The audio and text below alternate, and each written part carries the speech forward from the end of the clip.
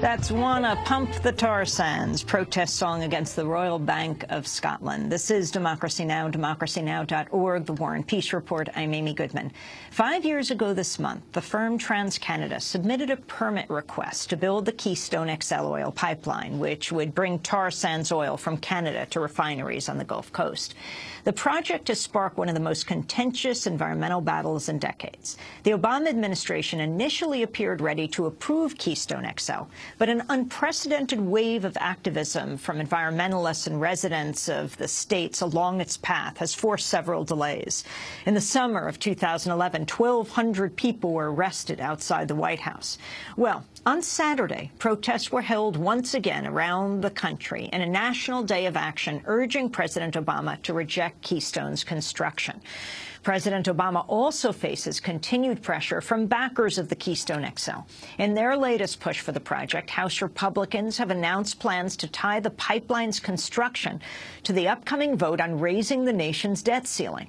Well, on Monday, delegates at the 2013 International Women's Earth and Climate Summit that was held in Suffern, New York, called on Obama to reject the Keystone, saying, quote, "There is no single project in North America that's more significant than Keystone XL in terms of the carbon emissions it would unleash. As women who are already seeing the tragic impacts of climate change on families, on indigenous peoples, and on entire countries, we urge you to choose a better future by rejecting Keystone XL tar sands pipeline."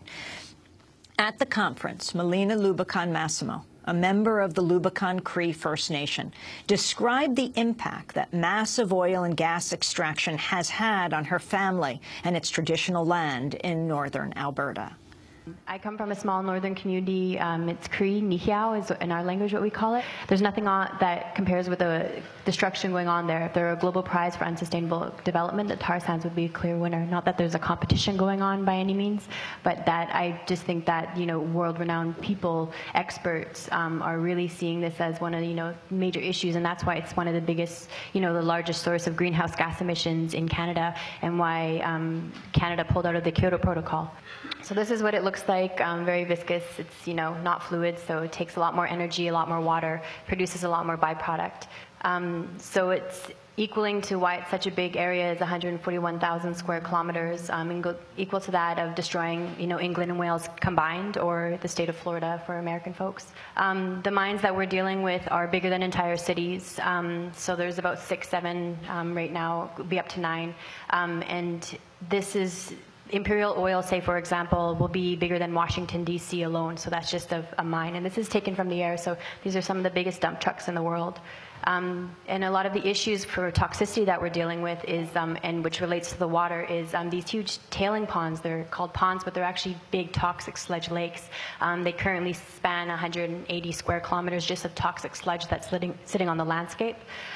So every day, 1 million liters are leaching into the Athabasca watershed, which is, where our families drink from. I'm from the Peace region, but it connects to the Athabasca and it goes up into the Arctic basin, so that's where all the northern folks will be getting some of, these toxins, and these contain cyanide, mercury, lead, polyaromatic hydrocarbon, nymphatic acids, so there's a lot of issues that we're dealing with health-wise.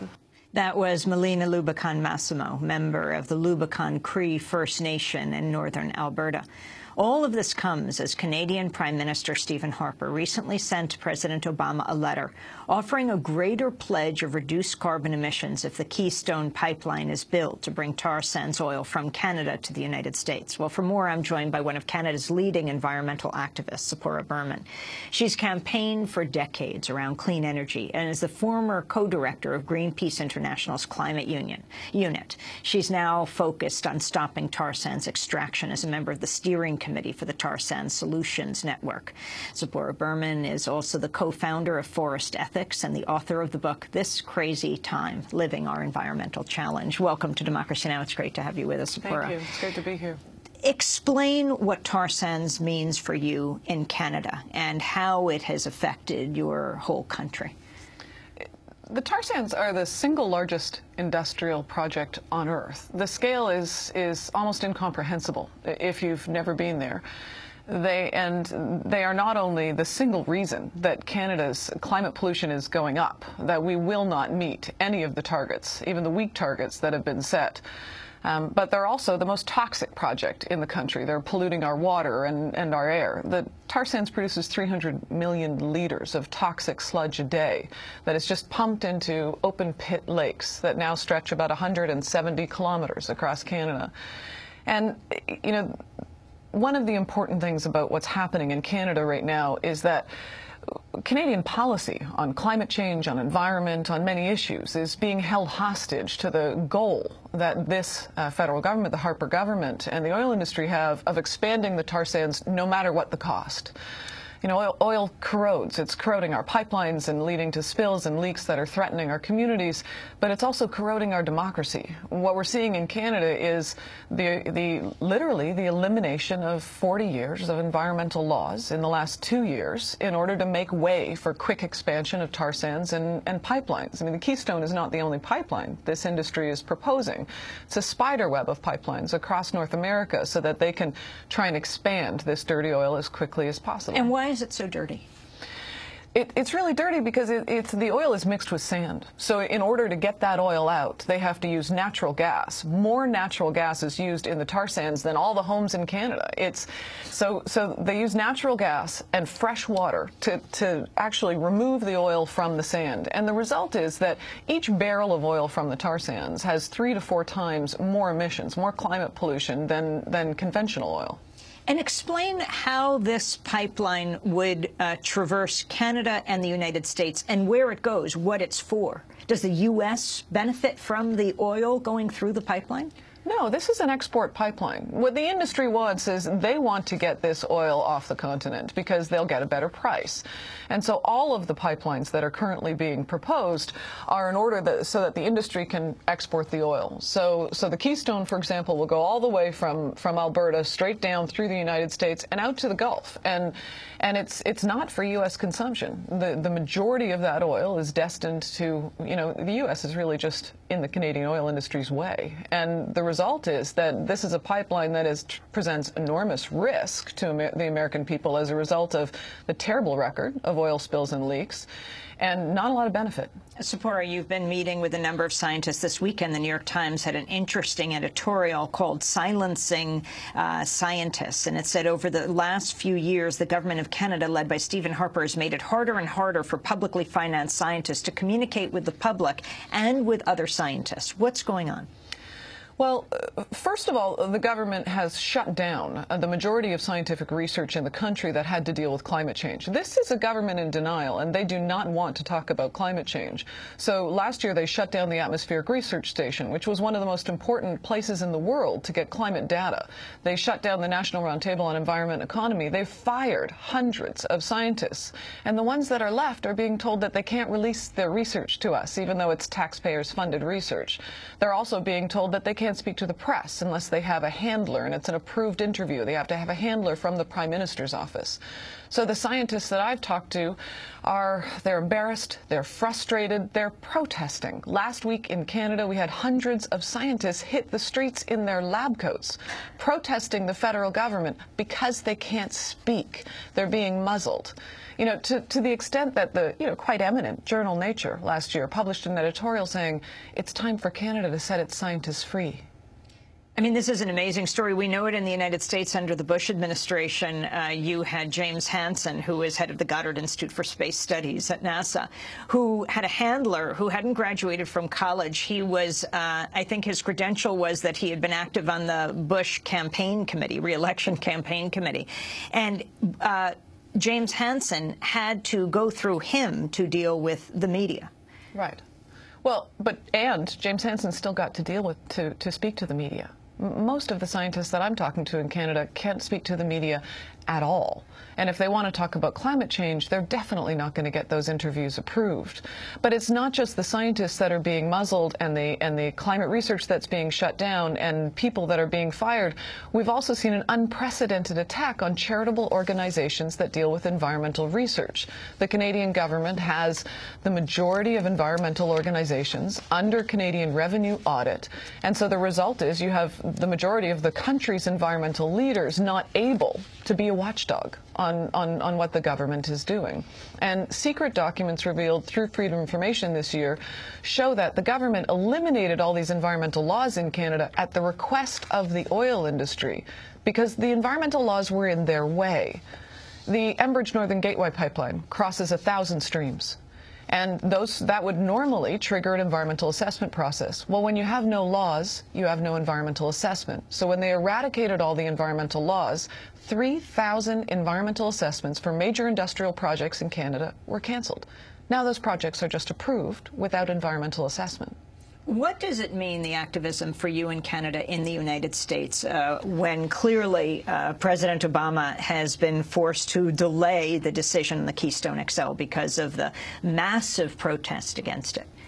I think that what we're seeing, not only in the United States, but also in Canada, is an unprecedented climate movement. I think that these pipelines have provided a tangible focus for communities on the ground, and the oil industry and the government have, in a sense, created their own perfect storm. Because while before it might have been people who were concerned about climate change that would get involved in tar sands or pipeline issues, now it's people worried about their groundwater. It's First Nations and Indigenous people across North America who are protesting their rights. It's landowners. And so now you have this perfect storm. Earlier this month, the legendary Canadian musician Neil Young spoke out against the extraction of tar sands oil in Canada and its export to the U.S. through the proposed Keystone XL pipeline. He was speaking to a National Farmers Union rally in Washington, D.C. Neil Young described his recent visit to a tar sands community in Alberta, Canada. The fact is, Fort McMurray looks like Hiroshima. Fort McMurray is a wasteland. The Indians up there and the native peoples are dying. The fuels all over, the fumes everywhere. You can smell it when you get to town. The closest place to Fort McMurray that is doing the tar sands work is 25 or 30 miles out of town, and you can taste it when you get to Fort McMurray. People are sick. People are dying of cancer because of this. That's the legendary musician Neil Young. I don't know how many people here in the U.S. know that he is Canadian, but he is. The significance of him coming in. Also, what did the climatologist, the scientist James Hansen, call the tar sands? Dr. Hansen has referred to the Keystone XL pipeline as the fuse to the largest carbon bomb on the planet. And he says that his studies are showing that if we allow the tar sands to expand at the rates that the government and industry want it to expand, then it's game over for the planet. Zipporah Berman, I saw you at the International Women's Earth and Climate Summit in Suffern, and you talked about your son having to respond to a question of his. We only have a minute, but explain. One night at dinner, my son, who was 8 at the time, turned to me and said, "Mommy, why does the government think you're a terrorist?" Which is not really the conversation you want to have with your son. Because he had heard on the radio that on the Senate floor, the Harper government was proposing that we change the definition of the term domestic terrorism in Canada to include environmentalism. And so what does that mean for you, and what does that mean for environmental activists? Where are you headed now? What are you going to do around tar sands? Canadians who care about these issues are under attack by our own government, and we're being told that that what we do is not in the national interest unless we support the oil industry's agenda. But I think this government has overreached, and we are now finding, our phones are ringing off the hook. People are joining the campaign and stepping up. And let's be clear, Canadians want clean energy. Canadians, many of them, are very embarrassed about what our government is doing internationally. So our movement is growing, and so far we have slowed down all of these pipelines and the expansion. What's the alternative? Well, the alternative for Canada is not only clean energy, renewable energy, which now we can build at scale, we know that, but it's also supporting other aspects of our economy. Because when you support only one aspect of your economy, the most capital-intensive sector in the country, then it starts to destroy your manufacturing base, your service industry, your tourism industry. We need a diversified economy in Canada, and that's entirely possible. Zipporah Berman, I want to thank you for being with us. Leading environmental activist in Canada. She's campaigned for decades around clean energy, former co-director of Greenpeace International's Climate Union, now focused on stopping tar sands extraction. That does it for